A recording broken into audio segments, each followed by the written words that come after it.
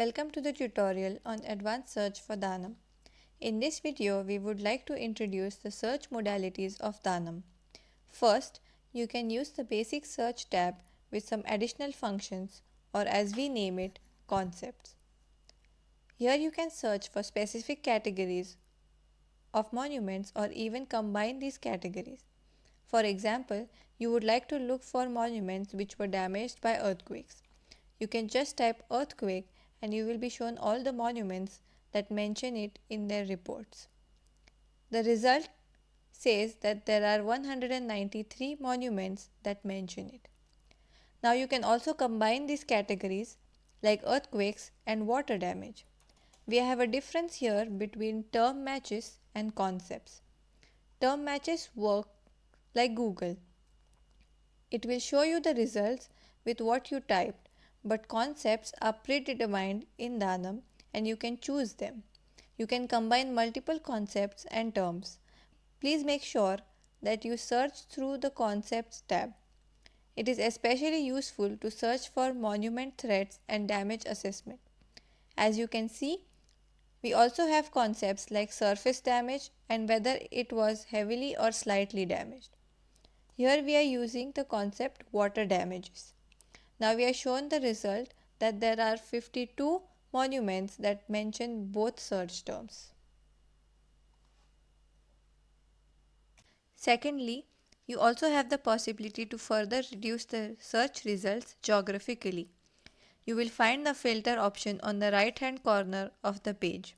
You go to filter and then to select a filter. Here you have following options: marker, polyline, polygon and map extent. The marker gives the possibility to look at which monuments are in a specific radius. This option allows you to see the monuments around the point that you mark on the map. You can select the radius within which you see the monuments.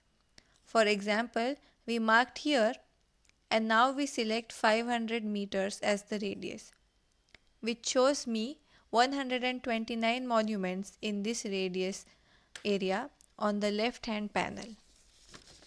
To remove the filter settings, you can click here on Clear Spatial Filter and it will go back to default.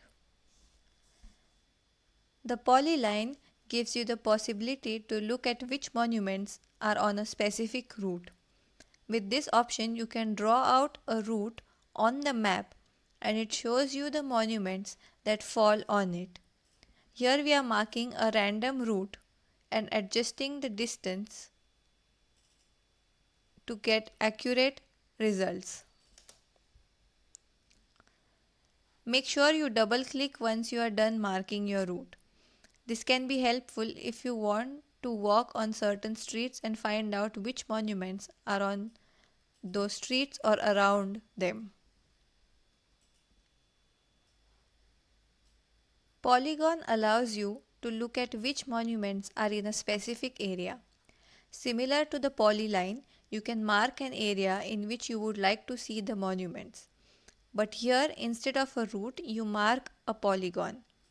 Once again, don't forget to double click once you have done marking your area and to adjust the distance as desired. So here we marked one as an example and you can see that there are 33 monuments there.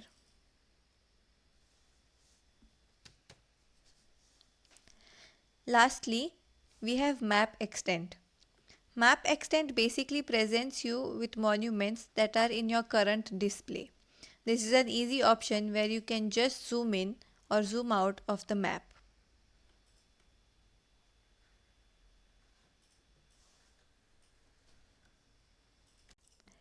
The third option is to use the Advanced tab. You will see here an overview of how you can use this function. We suggest that you look at this overview carefully to get an idea of all the possible search facets. On the right hand side, you will see a drop-down menu for monuments. These are the facets or categories that you can search with. This gives you an option to search for detailed information like number of windows, doors, columns, material used, and many such specifications. Let's try it out. For example, we would like to find out how many monuments have a section available. So I go to the facet Maps, Plans and Drawings. And in the first tab, I choose Section.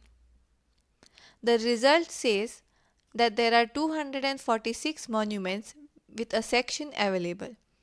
Here we suggest that you use either equals or when available like from the menu of search parameters. The option like is useful when you don't know the correct term or spelling.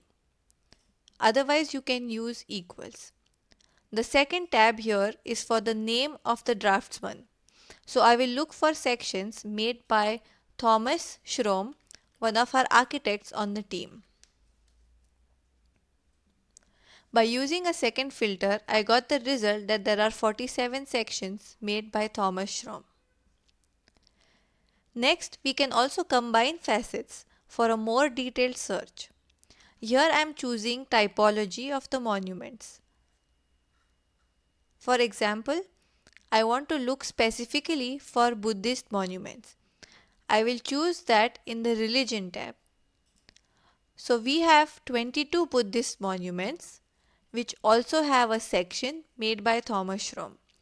In this example, we chose AND search parameter. This combination means that the facets were combined to this exclusive intersection. But I can also click on OR and the result will be monuments that have sections by Thomas Schromm and also monuments which are Buddhists in general, and in all possible combinations of these terms, which gives a wider search result. This was just an example. You can combine many facets to get desired specific results. Furthermore, the last option, you can also use the time scale to search for specific dates and intervals. You will find a calendar icon on the right hand of the page. You can choose an option from the Type tab, and if you don't want a predefined period range, then you can go to Custom Date Range and enter the periods from which you would want the results. For example, I would like to see events related to the documented monuments between 1600 and 1800.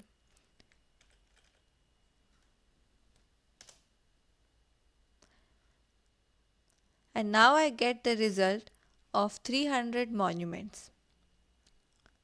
You also have the option of exporting your result in different formats. Thank you very much. We hope this tutorial was helpful.